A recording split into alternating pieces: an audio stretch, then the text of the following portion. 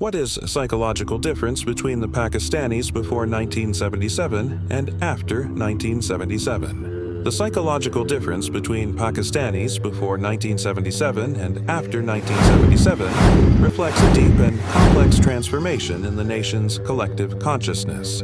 This change is closely tied to the military coup of 1977, which marked the beginning of General Zia-ul-Haq's regime and the Islamization of Pakistan.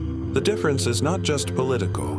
It affected national identity, values, education, behavior, and public psyche. 1. National identity.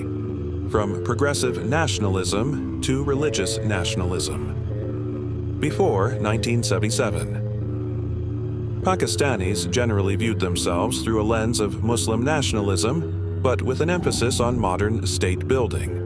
Leaders like Jinnah and even Bhutto initially promoted a modern, inclusive identity, integrating democratic ideals, secular governance, and economic progress.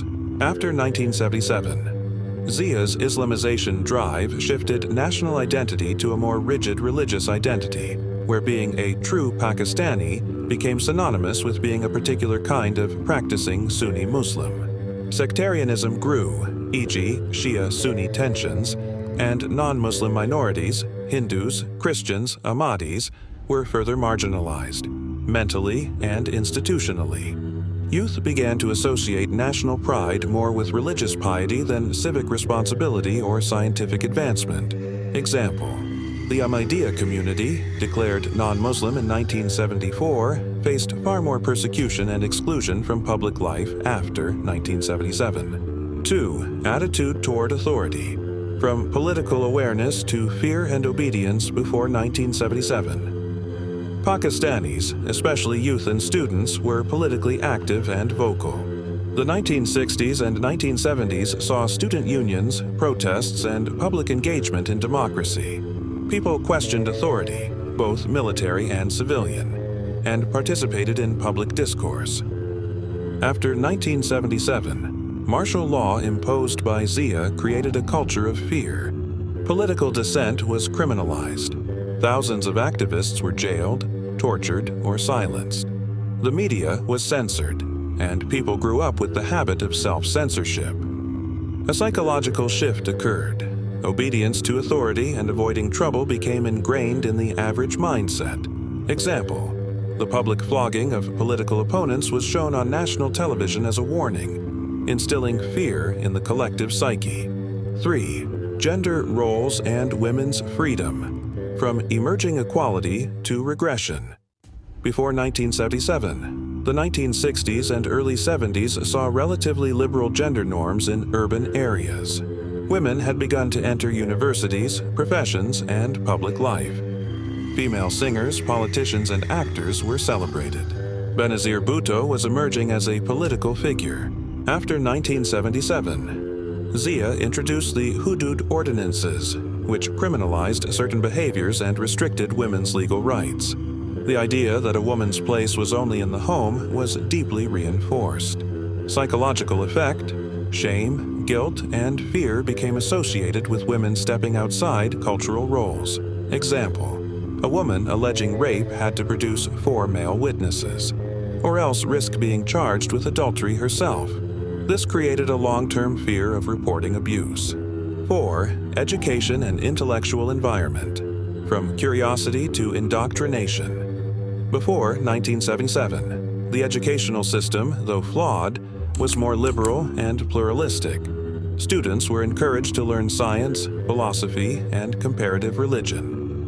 History books acknowledged pre-Islamic culture, diversity, and Jinnah's secular vision. After 1977, textbooks were rewritten to reflect Islamic ideology. Students were taught a version of history focused only on Muslim identity, glorifying war and jihad while erasing pluralism. Critical thinking declined, and rote memorization and moral policing replaced open inquiry. Example: the Indus Valley civilization and Buddhist heritage of Pakistan were downplayed or ignored in school syllabi, replaced by chapters on Ghaznavi's raids. 5. Public morality and cultural expression. From vibrant diversity to moral policing. Before 1977, Pakistani cinema, music, theater, and TV had a golden era. Arts were vibrant, and cultural identity included Punjabi, Sindhi, Balochi, Pashto diversity. Love stories, romantic songs, and satire were celebrated. After 1977, Zia banned dance, music videos, and promoted Islamic dress codes. Censorship increased. TV and cinema became morally filtered. Cultural expressions were labeled as vulgar or un-Islamic. Psychological impact: increased social conservatism, judgmental behavior, and reduced creative confidence. Example: iconic actresses and singers from the 60s and 70s were pushed out of the industry. Film industry collapsed by the 1980s. 6. Relationship with religion: from personal faith to state-imposed Islam. Before 1977, religion was a personal and communal affair. People were Muslim by culture, not necessarily in political terms. Respect for all sects was more common. Sunni, Shia, Barelvi, and Deobandi coexisted more peacefully. After 1977, religion became a state tool for control.